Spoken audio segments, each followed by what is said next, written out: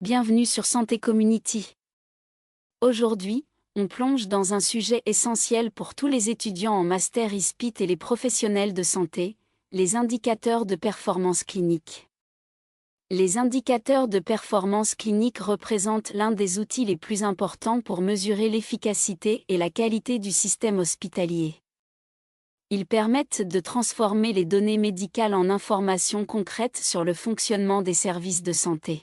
L'objectif est clair, évaluer si les soins apportés aux patients sont efficients, sécuritaires et conformes aux standards de qualité.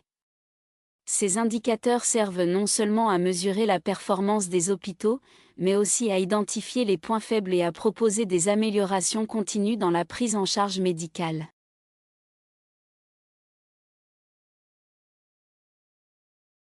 Cette section s'intéresse aux indicateurs directement liés à l'activité médicale et à la qualité des soins prodigués aux patients.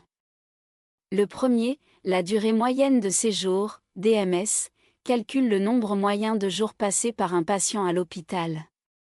Une DMS trop longue peut révéler des inefficacités, tandis qu'une DMS trop courte peut indiquer une sortie prématurée.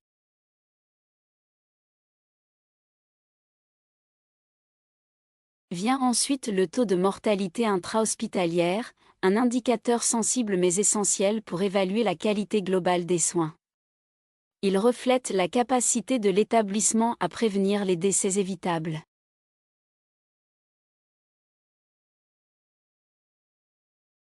Enfin, le taux de réadmission mesure la fréquence à laquelle les patients reviennent à l'hôpital dans une période donnée, souvent dans les 30 jours suivant leur sortie. Un taux de réadmission élevé peut signaler un problème dans la continuité ou l'efficacité des soins.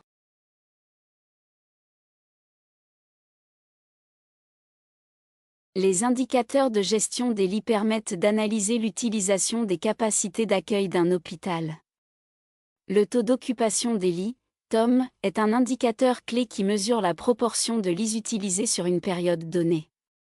Un taux proche de 100% peut signifier une surcharge, tandis qu'un taux trop faible traduit une sous-utilisation des ressources. La norme généralement admise tourne autour de 80%.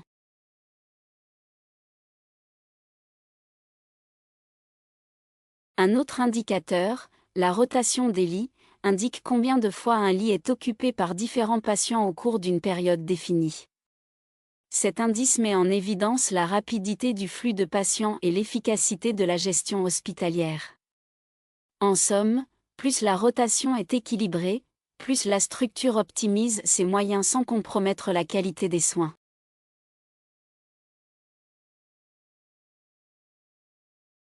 Les indicateurs financiers offrent une vision économique de la performance hospitalière.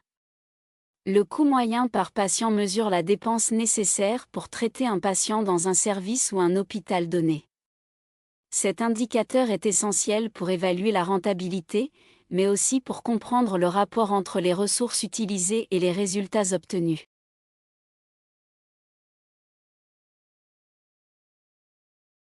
Le taux de facturation des soins, quant à lui, évalue l'efficacité du processus administratif lié à la facturation des prestations médicales. Un taux élevé traduit une bonne gestion des services financiers, tandis qu'un taux faible peut indiquer des pertes, des erreurs de facturation ou un manque d'optimisation dans les procédures hospitalières.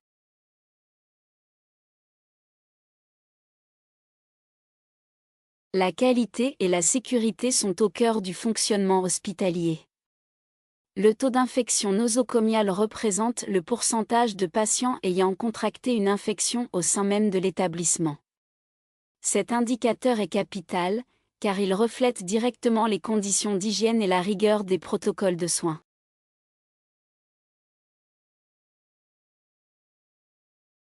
Le taux de conformité aux procédures de stérilisation vient compléter cette évaluation. Il mesure le respect des normes et des bonnes pratiques dans les processus de stérilisation du matériel médical. Une bonne performance sur ces deux indicateurs traduit un environnement hospitalier sûr, maîtrisé et conforme aux exigences de santé publique.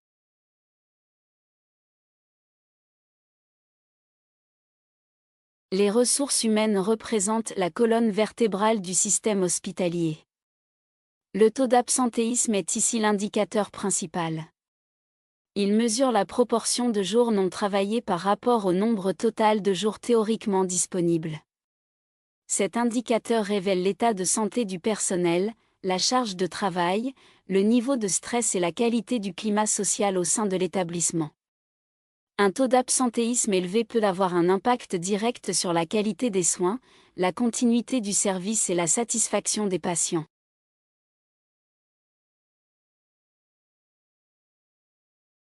Indicateur de gestion des flux de patients.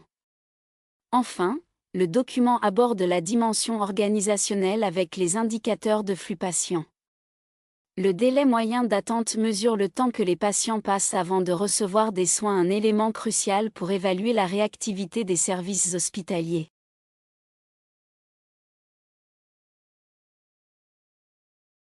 Le taux d'occupation aux urgences montre la pression exercée sur les services d'urgence par rapport à leur capacité réelle.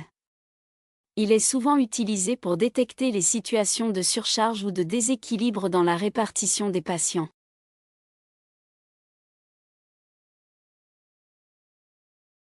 Enfin, le nombre de lits nécessaires se calcule à partir de plusieurs variables: la population desservie, la DMS, en moyenne 5 jours, le TOM, environ 80%, et le taux d'admission, autour de 7%.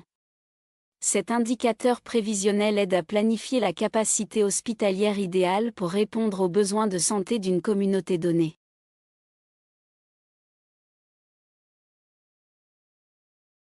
Et voilà! Tu connais maintenant les principaux indicateurs de performance clinique qui permettent d'évaluer l'efficacité et la qualité d'un hôpital. Si tu veux en apprendre encore plus sur la santé, les indicateurs et les notions du Master ISPIT, abonne-toi à Santé Community, like la vidéo et partage-la avec tes camarades. Ensemble, on apprend, on avance, et on fait évoluer la santé.